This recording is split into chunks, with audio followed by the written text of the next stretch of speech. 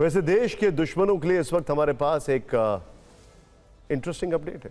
भारत की मिसाइल ताकत को अब और धार मिलने वाली है। रक्षा मंत्री राजनाथ सिंह ने डीआरडीओ की विकसित की गई सभी पारंपरिक मिसाइल प्रणालियों की टेक्नोलॉजी भारतीय डिफेंस इंडस्ट्री को ट्रांसफर करने को मंजूरी दे दी है। यानी जिन मिसाइलों की तकनीक अब तक डीआरडीओ के पास थी, उन्हें देश की डिफेंस इंडस्ट्री में बड़े पैमाने पर उत्पादन के लिए उपलब्ध कराया जाएगा। यानी रक्षा मंत्री के इस फैसले से देश की मिसाइल पावर को नई रफ्तार मिलेगी। इसीलिए कुछ एक्सपर्ट्स कह रहे हैं मिसाइलें नहीं पड़ेंगी कम, कितने ही दिन क्यों ना चले जाएं। भारत की मिसाइल प्रणाली को उनकी मारक क्षमता और इस्तेमाल के आधार पर दो कैटेगरी में बांटा गया है। पहली है टेक्निकल मिसाइल्स और दूसरी है स्ट्रैटेजिक मिसाइल। टैक्टिकल मिसाइलें आमतौर पर युद्ध के मैदान में इस्तेमाल के लिए बनाई जाती हैं। इसमें पारंपरिक वॉरहेड होते हैं और ये दुश्मन की जगहों, ठिकानों या दूसरे टारगेट को निशाना बनाती हैं।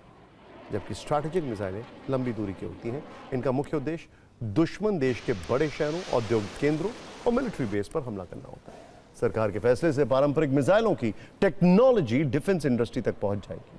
अब देखिए कौन कौन सी मिसाइलें डीआरडीओ के अलावा डिफेंस इंडस्ट्री बना सकेंगी। सरफेस टू एयर, आकाश और सरफेस टू एयर मिसाइल है आकाश। फिर next generation missile air to air Astra missile, anti radiation Rudram missile, anti tank Nag missile, anti ship naval anti ship short range missile. Conventional category में है प्रलय missile. यानी मिसाइलों की पूरी रेंज अब घरेलू इंडस्ट्री के लिए उत्पादन के रास्ते पर है।